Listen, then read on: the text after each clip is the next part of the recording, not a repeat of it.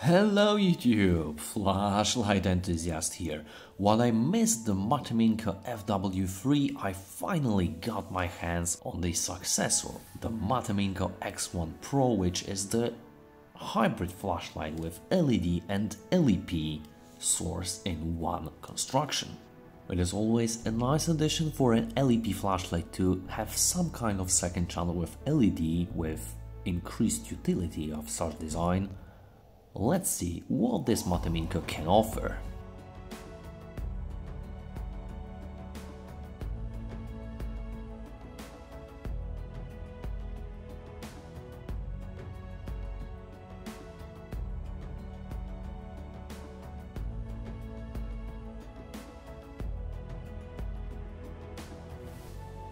I got this flashlight directly from Neil's Gadgets, so if you are interested in this one, make sure to check out the link below this video. It does not only save you some money, but also helps the channel quite a bit.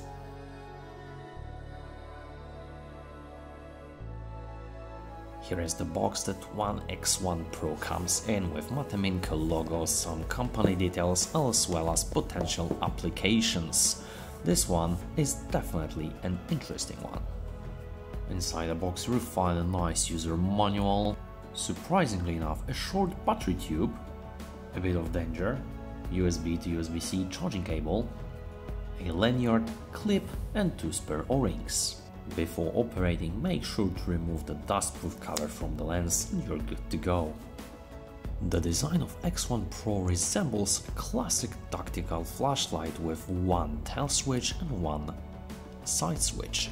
We've got a standard, simple and easy knurling on the battery tube, quite surprising rotating tactical ring, which is quite weird with some lanyard attachment here, but also here on the tail cap as well on both sides, and it does not disturb your tail standing feature, which is quite nice. However, when you look closely, you've got some nice cooling fins and stainless steel switch, which does feature a nice tactile feedback. However, the main feature of this flashlight is definitely the head side. Here we've got a nice combination of LEP at the center, but also some white LEDs at the outer ring. There are also 2 additional LEDs here, but I will talk about it in a moment. We've got a good anti-reflective coating, and this is a tempered glass covered by this stainless steel granulated bezel, which does give this flashlight a bit of predatory look. Under the tail switch there is also a bonus feature of slightly bluish LED that will let you know where the flashlight actually is in the dark. Unscrewing the tail cap will reveal a nice set of anodized threads with O-ring, actually double O-ring, which is quite nice. Threads are really thin, however they should be good enough. There is a double spring design here in the tail cap, and I use a standard 21700 5000 mAh battery to give this flashlight full potential. Tactical ring is definitely on the looser side and can be easily rotated and can be also removed at this stage. At the height slot we've got different set of unanodized threads this time and single O-ring, so you cannot really reverse this battery tube in this model. There is a thick spring at the head side and the driver exposed, and it does look quite clean in my view. If I were picky, I would say I missed the USB-C charging point right in the spot. UI of X1 Pro is plain and simple. You've got your momentary illumination from the tail switch, either LED or LEP. It does change between those 2 modes, let's say, and when you fully press you've got your constant turn on. Now in the LED output you can use the side switch to cycle between low, medium, high and turbo mode in the loop.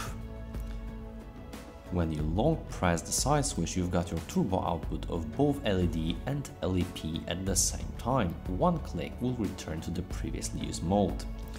Now you've got your 3 clicks for strobe mode, again both LED and LEP, 1 click to return to the previously used mode.